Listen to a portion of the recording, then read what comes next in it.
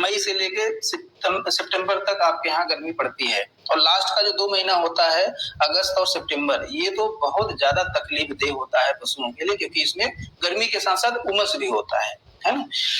तो अगर एक नॉमिनल देखते अभी देख रहे हैं 50% तक पशु का खुराक कम हो जा रहा है, तो अगर हम 20% कम से कम उत्पादन में कमी हम कंसीडर करें, यानी कि अगर हम कम से कम मान लेते हैं कि 20% उत्पादन में कमी हुआ पशु के दूध उत्पादन में, तो एक 15 लीटर दूध देने वाले पशु में लगभग प्रतिदिन 3 लीटर कम उत्पादन होगा, प्रतिदिन 3 लीटर। अगर इसको पैसे में थोड़ा सा बदल लें तो आसानी के लिए हम मान लेते हैं कि 100 रुपए का दूध हुआ प्रतिदिन, ठीक है। तो यानी कि एक महीने में 3,000 रुपए का आपका नुकसान हो गया सिर्फ दूध उत्पादन की कमी से, जबकि हमने कम से कम माना है कि 20% ही दूध घटा है, बाकी दूध तो ज्यादा भी घटता है। अब सोचिए कि अगर 5 महीने गर्मी रहता है तो लगभग कितने रुपए का नुकसान होता है, एक पशु से 15,000 रुपए का नुकसान हो जाता है। अगर आपके पास ऐसे 5 पशु हैं तो आप समझ लीजिए कि गर्मी के प्रभाव से ही आपको लगभग 75,000 रुपए का नुकसान हो गया। तो गर्मी से नुकसान बहुत बड़ा नुकसान होता है। अच्छा, दूसरा आप सोचिए कि अगर एक पशु गर्मी के प्रभाव से कम खा रहा है, वो ज्ञाभन है, आगे महीने 2 महीने 3 महीने में बच्चा देने वाला है, तो क्या होता है कि ज्ञाभन पशु को तो उसका शरीर स्वस्थ होना चाहिए, लेकिन उल्टा यहाँ पे क्या होता है कि पशु कम खा रहा है तो उसका शरीर गिरने लगता है। तो यानी कि वो पशु आगे चल के कम दूध उत्पादन करेगा, उसका थन का विकास अच्छा नहीं होगा, उसका जो बच्चा पैदा होगा वो कमजोर होगा, उसको मरने के जो चांस है बहुत ज्यादा होंगे। तो ये सब सारी समस्याएं हमने कभी सोचा ही नहीं, हमें तो सिर्फ ये पता लगता ही नहीं दूध कम हो जाता है गर्मी से, लेकिन ऐसा नहीं है। तो अभी आप दूसरी समस्या भी आप देख रहे हैं इसके साथ जुड़ी हुई है। प्रजनन क्षमता की बात करिए, अगर मान लीजिए आपका पशु कम खा रहा है तो इसका मतलब उसके शरीर में कम प्रोटीन जा रहा है, कम ऊर्जा जा रहा है, कम मिनरल विटामिन जा रहे हैं, यानी उसकी जरूरत पूरा नहीं हो पा रहा है, तो सारे पोषक तत्व नहीं मिल पाते हैं। तो कई बार क्या होता है उसके हार्मोन्स उतना नहीं बन पाते हैं, हार्मोन की कमी रह जाती है शरीर में, तो पशु खुल के हीट पे नहीं आ पाता है, जिसको कि साइलेंट हीट की अवस्था बोलते हैं।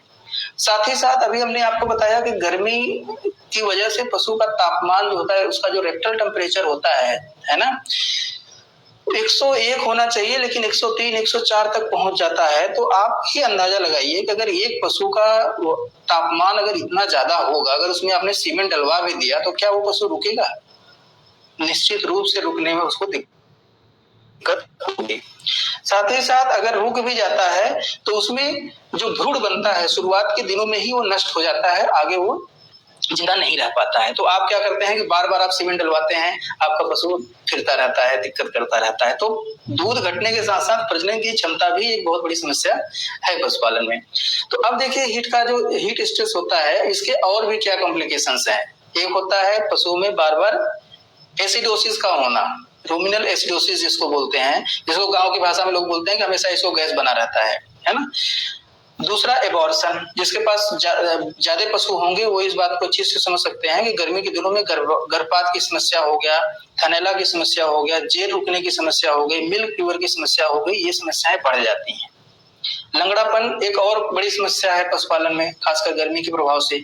अगर आप देखिए अपने देश में अगर 5 महीने 6 महीने गर्मी पड़ रहा है, उसमें अगर बराबर उसके पेट में अगर एसिड बनता रहेगा, रूमिनल एसिडोसिस होता रहेगा, तो कहीं ना कहीं वो लंगड़ापन को वो बढ़ाता है। दूसरा, अगर पशु गर्मी के प्रभाव से कम बैठ रहा है, तो आप सोचिए कि 5 कुंटल का पशु अगर पैरों पे हमेशा ज्यादा देर तक खड़ा रहेगा तो वजन तो पैरों पे जाएगा, तो उसमें लंगड़ापन की समस्याएं क्या होती हैं, ज्यादा आने लगती हैं। तो ये आप देखिए, कभी तक हम समझ रहे थे दूध ही घटता है, लेकिन आप देख रहे हैं कि एक से एक समस्या दूसरी समस्या को बढ़ा रही है, फिर दूसरी तीसरी समस्या को बढ़ा रही है। तो दूध ही नहीं, इसके साथ और भी समस्याएं बढ़ती हैं। तो अब आइए देख लेते हैं कि किन पशुओं को ज्यादा नुकसान होता है, किन पशुओं को कम नुकसान होता है गर्मी के प्रभाव से। तो गर्मी के प्रभाव से आप देखिए, जो आपके देसी गाय होती हैं, जैसे गिर हो गया, साहिवाल हो गया, थारपारकर हो गया, या अपने देश की जो भैंस हैं, इनको जर्सी, होल्स्टीन फ्रीजियन, एचएफ जिसको बोलते हैं, या फिर जो संकर नस्ल के पशु होते हैं क्रॉस ब्रेड, इनकी तुलना में इनको थोड़ा कम गर्मी लगता है। भैंसों में थोड़ा सा एक स्पेशल केस होता है, भैंस की त्वचा काली होती है और साथ ही साथ इसमें पसीने की ग्रंथियां बहुत कम होती हैं।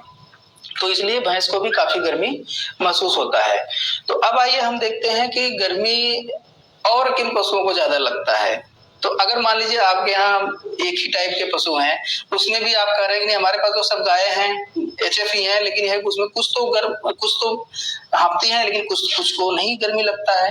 तो एनिमल टू एनिमल वेरिएशन होता है, लेकिन ऐसे पशु जिनमें चर्बी ज्यादा इकट्ठा हो गया हो, या ऐसे पशु जिनमें दूध देने की क्षमता ज्यादा हो, या ऐसे पशु जिनमें पिछले साल उसको एफएमडी खुरपका मुहपका हुआ हो, ऐसे पशुओं को गर्मी ज्यादा लगता है ना। तो ऐसा भी देखा गया है। अब आइए समझते हैं कि गर्मी लगने का कारण क्या होता है पशुओं में। देखिए गर्मी लगने का कारण क्या होता है, दो कारण मुख्य रूप से होता है। एक तो होता है वातावरण। वातावरण में कैसे, गर्म हवा चल रहा है, लू जिसको बोलते हैं, सूर्य की गर्मी ऊपर से पशु पे पड़ रहा है, ठीक है, वो हो गया। और जहां आप पशु बांधते हैं वहां पे देखते हैं कि वहां पे गर्मी काफी है, वहां पे मतलब कि कमरा ऐसा है, हवादार है ही नहीं, गर्मी भाग इधर उधर से निकल जाए, है ना। तो उमस एक बहुत बड़ा फैक्टर होता है। आपने देखा कि अभी उमस, अभी जैसे तूफान की वजह से अभी 2 दिन से बरसात हुई है, अभी देखना 1-2 दिन और बीतने दीजिए, जब तेज से टेम्परेचर बढ़ेगा तो आप देखिए ये जो बरसात हुआ है ना, ये भाप बन के उमस को बढ़ा देगा वातावरण में, आर्द्रता जिसको बोलते हैं। फिर ये गर्मी का जो प्रभाव होगा पशुओं में बहुत ज्यादा बढ़ जाता है। तो एक हो गया वातावरण, दूसरा क्या हो गया, पशु स्वयं। तो जब पशु खुराक खाता है तो उसके अंदर बहुत सारी ऊर्जा पैदा होती है। कभी आप जाड़े में आप देखिए, आप बाड़े के अंदर जाते हैं तो उसमें क्या लगता है, आप जैसे ही ठंड में बाड़े के अंदर जैसे जाते हैं तो लगता है अरे ये तो एकदम गर्म है, एकदम हीटर जैसा लगता है ना। ऐसा क्यों होता है, क्योंकि पशु के शरीर से खुद बहुत सारी गर्मी निकलती रहती है हमेशा, है ना। तो ये गर्मी जाड़े में तो पशु के लिए अच्छा है, लेकिन गर्मी में क्या होता है, ये उसको डबल नुकसान पहुंचाता है। तो पशु को आप रूम हीटर ही समझिए। तो इसीलिए कहा जाता है पशु को हमेशा दूर दूर बांधना चाहिए और कमरा हमेशा हवादार होना चाहिए, ताकि उसके पशु की जो शरीर की गर्मी है वो हमेशा वो हटती रहे शरीर से, है ना। तो दो कारण आपने देखा, एक पशु स्वयं है, दूसरा है वातावरण। ये दोनों का ही मिला जुला असर होता है जो कि पशुओं में गर्मी का कारण बनता है, हीट स्ट्रेस का कारण बनता है। तो अब आइए देखते हैं कि बचाव के क्या साधन है ना, ये जानना, क्योंकि हमने देख लिया समस्या क्या है, क्या क्या नुकसान हो रहा है, तो अब बचाव पे बात करना बड़ा जरूरी है। तो बचाव तो देखिए एक ये है कि आप ऐसे पशु को लाइए जिनको गर्मी थोड़ा सा कम लगता हो, लेकिन ये है कि अभी हम आज यहाँ बात कर रहे हैं तो आपके पास जो अभी टाइम पे मौजूद पशु हैं उन्हीं को कैसे मैनेज करें। तो उसको दो तरीके से आपको मैनेज करना है, एक रख रखाव में बदलाव करके, दूसरा पशुओं के आहार में बदलाव करके। तो रख रखाव में क्या करना है, तो सबसे पहले तो आपके पास एक शेड होना चाहिए जहां पशु रखें, ताकि उस पर डायरेक्ट धूप नहीं पड़ना चाहिए। तो ये पेड़ की भी छांव हो सकती है और एक जो अच्छे से बना हुआ आपका डेयरी फार्म भी हो सकता है। तो कहने का मतलब है धूप के सीधे प्रभाव से आपको अपने पशुओं से बचाना है। दूसरा, जब भी आप डेयरी फार्म बनाएं तो कोशिश करें कि उसकी जो लंबाई हो हमेशा पूरब पश्चिम में होनी चाहिए। तो भारत में क्या होता है कि वातावरण कुछ सूर्य ऐसे कुछ पोजीशन पे होता है कि अगर बाड़े की आपकी लंबाई अगर पूरब से पश्चिम दिशा में होगा तो पशु को कम से कम नुकसान होता है ना। बाड़े का एक हिस्सा हमेशा ठंडा रहता है, इसका मतलब यह है। दूसरा यह है कि उस बाड़े में जो आपके पास है इसमें अच्छे से अच्छा हवा का आवागमन बनाने के लिए, वेंटिलेशन बनाए रखने के लिए आपको उसकी ऊंचाई को ठीक ठाक रखना पड़ेगा, है ना। जो एक अच्छा फार्म बना रहे हैं उनको 16 से लेके 24 फीट ऊंचाई कम से कम पशु अपने कम से कम क्या ये इसी के बीच में रखना चाहिए, है ना। 16 से लेके 24 फीट तक ऊंचाई रखेंगे तो इस ऊंचाई से फायदा क्या होता है कि जैसे ही थोड़ा बहुत हवा चलती है तो एक तरफ से दूसरी तरफ हवा निकलता है और पशु को क्या होता है उसका फायदा होने लगता है, ठीक है। दूसरा यह है कि पशुओं के बीच में, दो पशुओं के बीच में हमेशा 4 फीट, खासकर गर्मियों में 4 फीट से हमेशा ज्यादा ही दूरी होना चाहिए। बहुत ओवर क्राउडिंग नहीं होना चाहिए कि पशु एकदम पास सट के बैठे हुए हैं। अगर भाई 2 हीटर आप सटा के रख दोगे तो ये फायदे वाला काम नहीं है ना, क्योंकि आपने देखा कि पशु के शरीर से खूब गर्मी निकल रही है। तो जब पशु बैठे तो उसका शरीर टच नहीं करना चाहिए, 4 फीट की दूरी कम से कम होना चाहिए। अगर आपके पास जगह है, बाड़ा ऐसा है तो ऐसा ही प्रबंध करें तो आपको ज्यादा फायदा होगा। दूसरा है एग्जॉस्ट फैन। अगर गर्मी ज्यादा पड़ रहा है तो आपको फैन लगाना पड़ेगा, पंखे का इस्तेमाल करना पड़ेगा। पंखा अगर दीवार के साइड में लगाइए या जैसा चित्र में अभी दिख रहा होगा यहाँ पे आपको, इस हिसाब से लगाइए कि ताकि एक तरफ से हवा आए और दूसरी तरफ से हवा निकलती रहे, है ना। तो ऐसे ही इसको लगाना होता है। मतलब क्या है, वेंटिलेशन होना चाहिए। वेंटिलेशन यानी कि हवा का आवागमन होना आपके बाड़े में बहुत ज्यादा जरूरी है। अच्छा, कुछ जो और अच्छा डेयरी फार्मिंग कर रहे हैं या करना चाहते हैं वो अपने फार्म पे फागर लगा सकते हैं। फागर एक बहुत बढ़िया चीज है, खासकर जब तक बरसात नहीं हुआ होता है तब तक फागर आपके पशुओं को बहुत काम करता है। लेकिन जैसे ही बरसात होने लगता है, यानी कि फागर जो है आपको अगस्त के महीने में, सितंबर के महीने में काम नहीं करेगा। जब वातावरण में उमस ज्यादा बढ़ जाती है तो इसको बंद कर देना चाहिए। फागर के साथ हमेशा क्या है कि आपको हमेशा ध्यान रखना पड़ेगा कि उमस बाड़े में ज्यादा नहीं होनी चाहिए। दूसरा तरीका है स्प्रिंकलर। देखिए स्प्रिंकलर क्या है कि नहलवाने जैसा ही एक प्रोसेस है। तो इसमें फव्वारे से क्या होता है कि पशुओं को समय समय पे पानी उसको उसके शरीर पे डाल के उसको ठंडा करते रहते हैं। लेकिन क्या है कि इसमें ज्यादा पानी की जरूरत पड़ती है, जो जमीन है वो भी गीली हो जाती है, थोड़ी गंदगी ज्यादा रहती है इसमें, और ज्यादा भीगने से पशु क्या होता है उसका जो खुर होता है मुलायम हो जाता है। तो मतलब कुछ अच्छाई भी है तो कुछ बुराई भी है, लेकिन यह गर्मी से बचाव करने के लिए ये सब तरीके इस्तेमाल करने पड़ते हैं और करना चाहिए। दूसरा तरीका है खासकर भैंसों के लिए, है ना, कुछ जगहों पे इसका इस्तेमाल खूब होता है कि आप तालाब में या इनका एक बेलोइंग टैंक होता है जहां आप पशुओं को कुछ घंटों के लिए छोड़ देते हैं, वहां पशु बैठ के ठंडा हो जाते हैं, है ना। लेकिन है कि इसमें सावधानी ये रखनी पड़ती है कि जैसे ही पशु देखिए तालाब में जाता है, पशु की आदत ऐसी होती है कि जैसे ही तालाब में जाएगा गोबर और पेशाब वो करना है उसको, है ना। तो कुछ ही दिनों में वो तालाब पूरा गंदा हो जाता है, जो टैंक होता है आपका बेलोइंग टैंक। तो आपको समय समय पे क्या करना होता है कि आपको अपने पशु को उस पूरे तालाब को मतलब कि पानी निकालना पड़ता है, ये जरूरी होता है। नहीं ऐसा करेंगे तो फिर दिक्कत होने लगेगी, इन्फेक्शन वगैरह बढ़ने लगेगा। और सबसे अपना देसी तरीका है पशुओं को नहलवाना। अगर आपके पास कोई व्यवस्था नहीं है तो कोई बात नहीं है, आप अपने पशुओं को 2 बार दिन में नहलवाइए जब गर्मी खूब पड़ रही हो, तो बहुत कारगर चीज है और इससे बहुत लाभ मिलता है ना। और अब ये जो स्लाइड है थोड़ा सा मैं इसको अच्छे से समझाना चाहूंगा आप लोग को, ये क्या चीज है बेसिकली। देखिए ये एक टेबल है, इसमें आप कैसे अंदाजा लगा सकते हैं कि हाँ आपके पशु को कम गर्मी लग रही है कि ज्यादा गर्मी लग रही है। जैसे आप डॉक्टर के पास जाते हैं तो कई बार क्या होता है कि दवा लिख के आपको भेज देता है, कई बार क्या होता है जनरल वार्ड में भर्ती करता है, कई बार आप ज्यादा सीरियस होते हैं तो आपको क्या करता है सीधा आईसीयू में भर्ती होना पड़ता है कि नहीं। तो ये किस पे निर्भर करता है, बीमारी की गंभीरता पे। तो इस टेबल से आपके पशु को कितनी ज्यादा गर्मी लग रही है इससे अंदाजा आप लगा सकते हैं। कैसे, अब देखिए ऊपर से अगर आप नीचे जाएंगे तो देखिए तापमान है डिग्री सेल्सियस में, फ़ारेनहाइट में। तो डिग्री सेल्सियस में देखिए 24 से लेके 42 तक टेम्परेचर जा रहा है। तो ऐसे ऐसे पशुओं की क्या फर्क पड़ रहा है इधर दिखाया गया है। और अगर बाईं तरफ से दाहिनी तरफ जाइएगा तो ये लिखा है आपेक्षिक आर्द्रता, यानी कि वातावरण में जो उमस है, जो नमी है 10%, 20%, 30%, 40%, लेकिन 90% तक ऐसे बढ़ रहा है।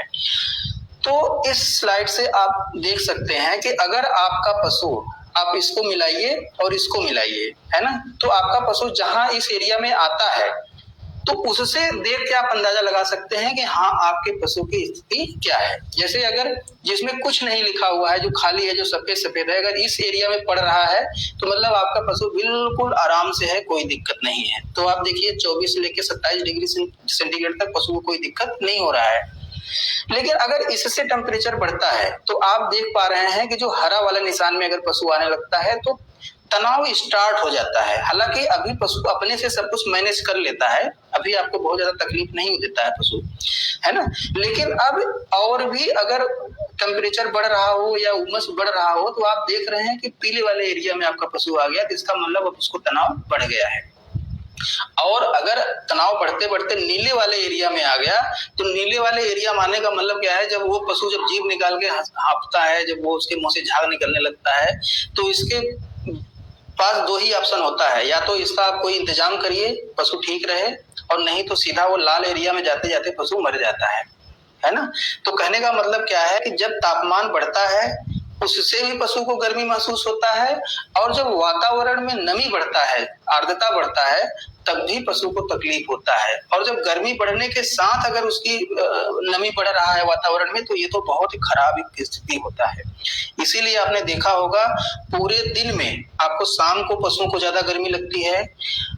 पूरे अगर साल भर की बात आप करिए तो अगस्त और सितंबर का महीना पशुओं के लिए सबसे कठिन होता है ना। उसका कारण यही होता है। तो आपको करना क्या है, अब देखिए, अब करना ये है कि एक छोटा सा ये 250-300 रुपए का ये डिजिटल डिवाइस है, आप कभी भी आप ऑनलाइन इसको मंगा सकते हैं, है ना। इसको हाइग्रोमीटर बोलते हैं। हाइग्रोमीटर का मतलब क्या होता है कि ये वातावरण में कितनी नमी है उसकी मात्रा ये बताता रहता है। मान लीजिए आपका बड़ा फार्म है तो दो तीन कोनों में ले जाके आप रख दिए, है ना। उसी के बगल में जो पीछे भी हमने टेबल दिखाया ये वाला, इसको फोटोकॉपी इसको निकाल के रंगीन आपने वहीं चिपका दिया, और जब भी घूमते गए आप डेयरी फार्म में, आपने देख लिया, आपने क्या पढ़ लिया, टेम्परेचर इसी में लिखा हुआ, देखिए ऊपर लिखा है ना 26 डिग्री सेंटीग्रेड, और इसमें 58 डिग्री सेंटीग्रेड ह्यूमिडिटी। ह्यूमिडिटी मतलब उमस, यानी कि वातावरण में नमी 58%। ठीक है, तो इसका मतलब क्या है, इसको देख के आप पता लगा सकते हैं कि हाँ हमारे पशु की क्या स्थिति है, अभी हमें कौन सा आगे कदम उठाना है। तो जैसे इसी का अगर उदाहरण लीजिए, अगर 26 डिग्री सेंटीग्रेड पे अगर 58% अगर उमस है वातावरण में, तो इस स्लाइड से अगर देखिए 26 का मतलब क्या है, 27 के आसपास होगा। तो देखिए एकदम कोई दिक्कत नहीं है पशु को, इस कंडीशन में बड़े आराम से पशु रहेगा, है ना। तो ये देखिए, अगर आप एक जागरूक पशुपालक हैं तो मेरे हिसाब से ये करने लायक चीज है, इसमें कोई खर्चा भी नहीं है, लेकिन यह है कि गर्मी को आप ज्यादा अच्छे से अंदाजा लगा पाएंगे कि हाँ हमारे पशु को कितनी दिक्कत हो रही है। उसी हिसाब से आप एक्सपर्ट से सलाह ले सकते हैं, या खुद आप अपने पशुपालन को बदलाव कर सकते हैं, है ना। तो अब आइए आहार के प्रबंधन पे हम बात करते हैं कि आहार का प्रबंधन हम कैसे करना है, क्योंकि रख रखाव की बातें तो हमने देख लिया। तो आहार के विषय में जो पहली सबसे बड़ी जरूरी चीज है, पशुओं को 24 घंटे ताजा पानी उपलब्ध कराने की व्यवस्था करें। एक बार दो बार ये सब नहीं चलेगा, है ना। आप ऐसा कोशिश करें कि जब पशु को प्यास लगे पानी उसके पास ठंडा पानी या फिर ताजा पानी उपलब्ध हो। दूसरा, अपने पशुओं को भूसे की मात्रा कम से कम दीजिए, क्योंकि भूसा ज्यादा खाने से पशु के शरीर में गर्मी ज्यादा पैदा होता है ना। और भूसा कम से कम दें, और हरे चारे की मात्रा आप अपने पशुओं को ज्यादा खिलाएं अगर गर्मी से अपने पशुओं को बचाना है तो।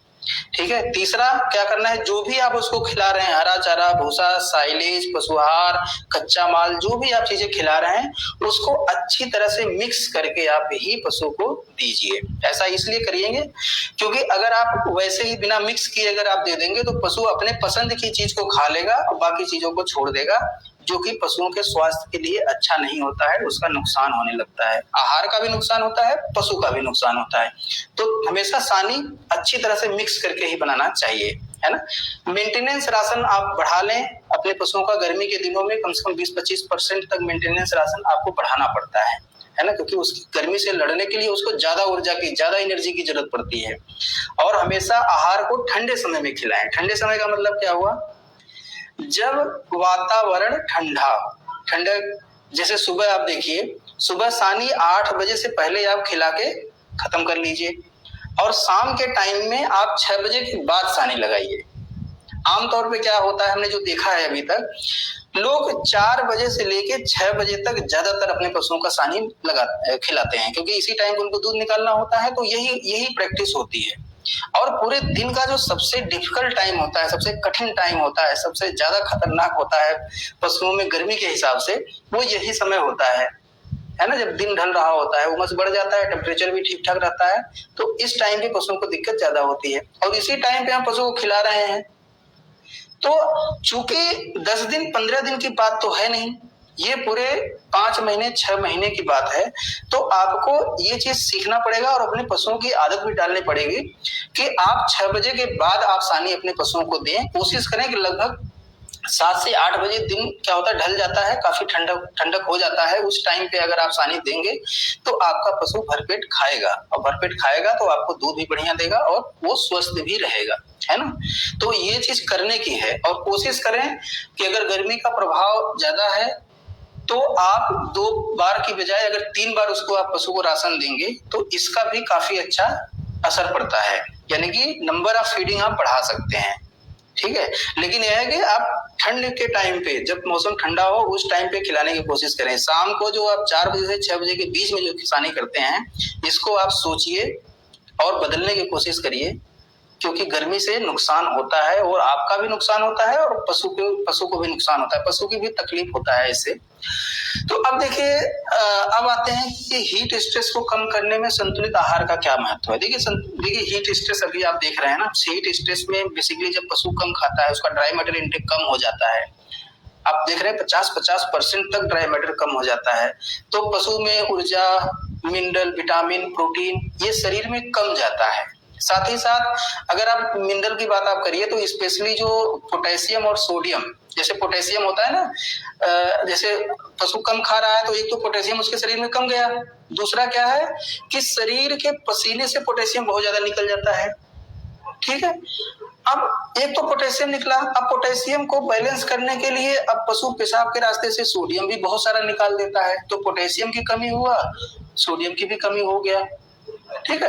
उधर आपने देखा ऊर्जा की कमी हो रही है, कम खा रहा है, प्रोटीन की कम खा रहा है, ठीक है। और कुछ मिनरल है, जैसे देखिए आप सिलेनियम हो गया, ये एंटीऑक्सीडेंट की तरह काम करता है।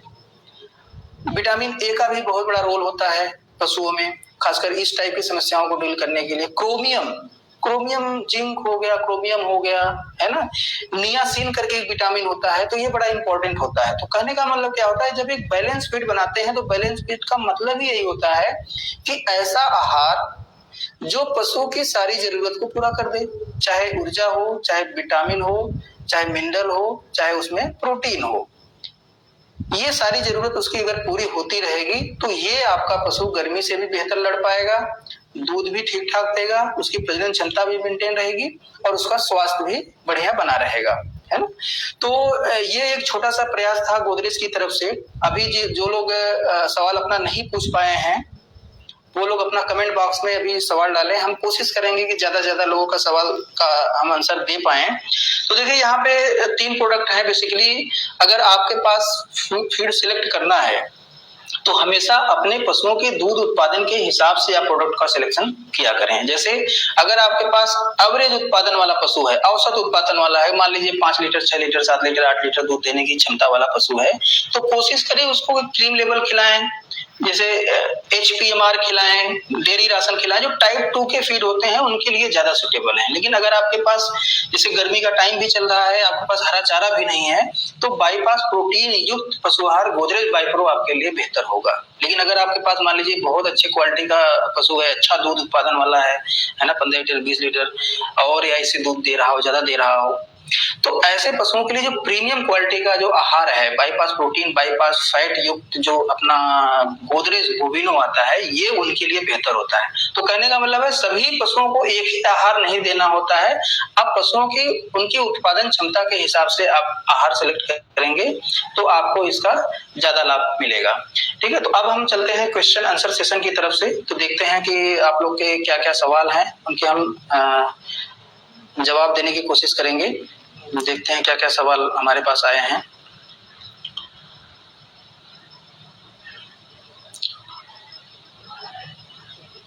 अभी भी आप अपने आंसर डाल सकते हैं, सवाल अभी भी आप अपना सवाल पूछ सकते हैं।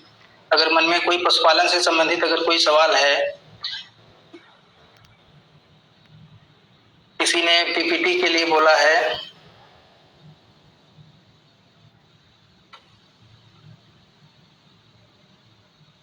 बाकी बिजनेस कॉल है, बाकी लोगों ने प्रेजेंटेशन को बोला ही नहीं जी, प्रेजेंटेशन तो काफी अच्छा है। HK पटेल जी का है कि किस वजह से बहुत सारे पशुओं की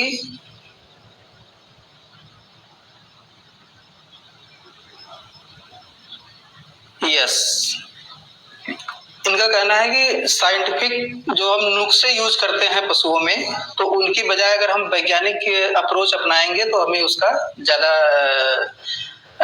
सही रहेगा, है ना। तो ये बात सही है कि जो एक एक्सपर्ट बोलता है, जैसे अगर मेरा अगर 5 साल 7 साल जैसे लगभग 10 साल में अध्ययन किया हूँ, ठीक है, और उसके बाद मैं इतने दिनों से मैं फील्ड में काम कर रहा हूं, तो जाहिर है जो बातें मैं बोलूंगा वो बातें कहीं ना कहीं करने लायक होंगी और उस बात से आपको लाभ भी मिलेगा, है ना। वो रिफाइंड चीजें होती हैं, वो बहकाने वाली चीजें नहीं होती कि पता नहीं क्या होगा, वो निश्चित रूप से लाभप्रद ही होगा। तो जो विशेषज्ञ जो बोलते हैं जो किसी सब्जेक्ट के, तो निश्चित रूप से वो उसको करना चाहिए हमें, उसका उससे लाभ होता है। तो बिहार में अपने रीजन आएगा। देखिए किसी का जवाब सावन शर्मा जी का है सवाल कि 5 लीटर वाले पशु को कितना बोविनो देना चाहिए। तो देखिए अगर आपका पशु 5 लीटर दूध दे रहा है तो मैं बेहतर कहूंगा कि आप टाइप 2 के फीड पे जाइए, है ना। टाइप 2 के फीड पे जाइए, जैसे क्रीम लेवल हो गया, डेयरी राशन हो गया, एचपी मार हो गया। तो ये जो आहार है उस पशु की सारी जरूरत को पूरा कर देंगे, क्योंकि जो ये आहार बनाया गया है बोविनो, इसका जो खुराक होता है ना वो 300 ग्राम 1 लीटर के लिए होता है, ठीक है। तो कम दूध वाले पशु को अगर आप देंगे तो उसका खुराक पूरा ही नहीं होगा, तो उसका पशु को भूखा रखना नहीं है हमें। तो जिस आहार, देखिए ये बड़ा जरूरी होता है, आहार का सिलेक्शन करना बहुत जरूरी होता है कि आप कौन सा आहार किसको दे रहे हैं। तो कहीं ना कहीं आप अगर आपके पास एवरेज उत्पादन वाला पशु है तो आप टाइप 2 के फीड पे जाइए, है ना, आपको उसका ज्यादा लाभ मिलेगा। अगर आपके पास ज्यादा दूध देने वाला पशु है तो आप बोविनो पे जाइए, बाइप्रो पे जाइए। मिल्क में फैट एसएनएफ कम आता है। शुभम त्यागी जी का है कि भाई फेसबुक से इन्होंने चैट किया है कि फैट एसएनएफ कम आ रहा है। तो देखिए फैट एसएनएफ अगर इस समय कम आ रहा है, ठीक है, तो उसका तो एक कारण ये होता है कि गर्मी का प्रभाव हो सकता है, जो हम जिस विषय पे बात कर रहे हैं। दूसरा कारण क्या होता है कि अगर जो आप पशु को खुराक दे रहे हैं अगर वो बैलेंस नहीं है, एक बार, दूसरा अगर उसका पाचन पूरी तरह से नहीं हो रहा है, जैसे कि एसिडोसिस में होता है कि आप अच्छा खिलाते हैं लेकिन उसका पाचन ही नहीं होता है, तो इन दोनों कंडीशन में पशुओं के फैट और एसएनएफ कम आता है। करुणेश जायसवाल जी का है कि साधारणतया पशुओं को एक दिन में कितना फीड की आवश्यकता होती है। तो देखिए देखो पशुओं में आहार का जो कैलकुलेशन होता है ना वो बड़ा ही वैज्ञानिक होता है, तो ये पशुओं के वजन पे और उसके दूध उत्पादन पे निर्भर करता है। तो दोनों से ही डिसाइड होता है कि उसका कितना राशन देना है। लेकिन एक हम, चूंकि आपने कहा कि साधारणतया कितना देना चाहिए, तो हम उसी हिसाब से आपको एक थंब रूल बता देते हैं कि जो आप पशुआहार देते हैं उसको दूध का आधा देना चाहिए साधारणतया, यानी कि 10 लीटर दूध दे रहा है तो उसको 5 किलो आप सुबह शाम में उसको दीजिए। दूसरी बात कि उसको लगभग 20 से 25 किलो हरे चारा अगर आप दे सकते हैं तो बहुत अच्छी बात है ना।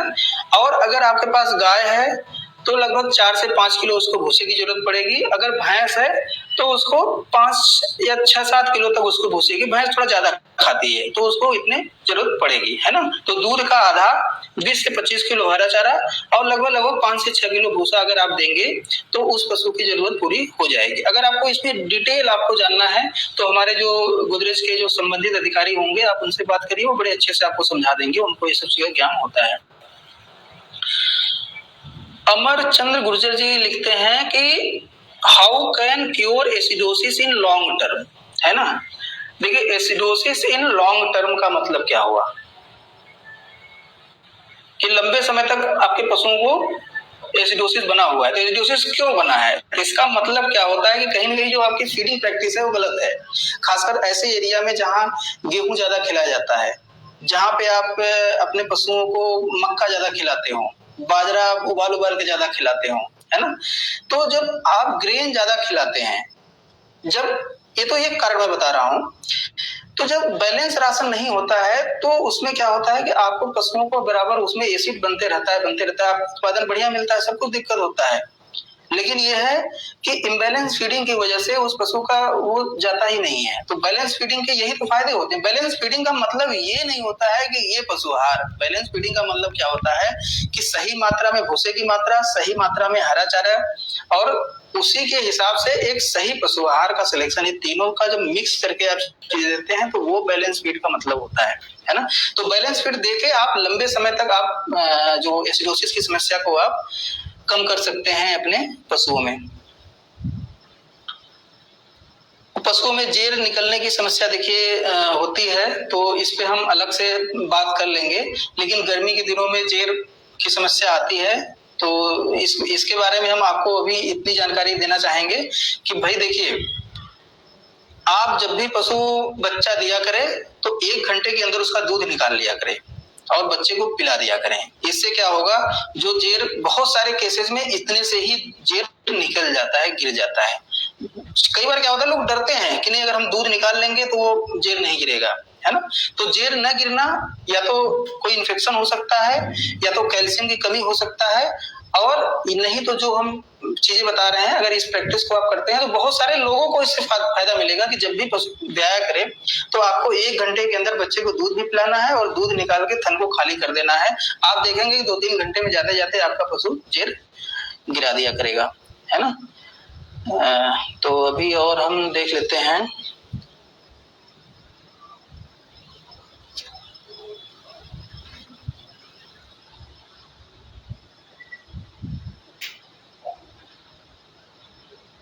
नवदीप पनवार जी बोल रहे हैं कि बहुत अच्छा प्रेजेंटेशन रहा। बहुत बहुत धन्यवाद नवदीप जी।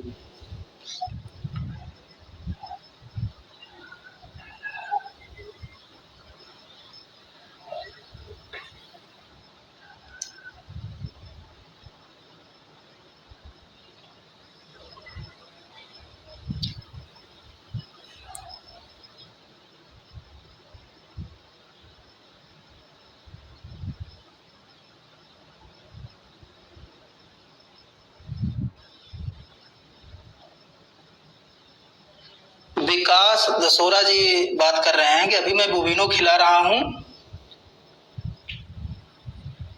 कुछ और देने से दूध की क्वालिटी तो चेंज नहीं होगी। अगर आप बोविनो खिला रहे हैं और सब कुछ अच्छा चल रहा है तो आप बदलाव करेंगे क्यों?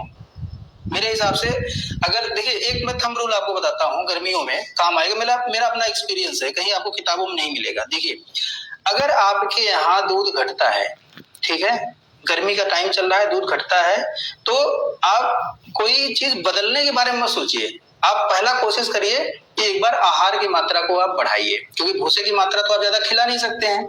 हरा चारा आपके पास कितना है कितना नहीं है मुझे नहीं पता, बहुत सारे लोग पास नहीं होता है, तो बचता है आहार। तो आहार की मात्रा को एक बार बढ़ा के देख लीजिए। बहुत बार क्या होता है कि इससे फिर तो आपका दूध मेंटेन हो जाता है। बहुत सारी दवाओं के लिए, बहुत सारी मिनरल विटामिन के लिए भागने की जरूरत नहीं है। पहला काम क्या करिए कि अगर 20% दूध घटा है, 20% का मतलब क्या है कि अगर 100 लीटर दूध था, अभी घट के वो 80 लीटर हो गया है, ठीक है, आपके फार्म पे, तो आप क्या करिए, कम से कम 10 से 15% आहार को आप बढ़ा दीजिए, है ना। तो बहुत सारे केसेस में आपको इतने से ही लाभ मिल जाएगा। तो अगर अच्छा चल रहा है तो आप उसको चेंज मत करिए।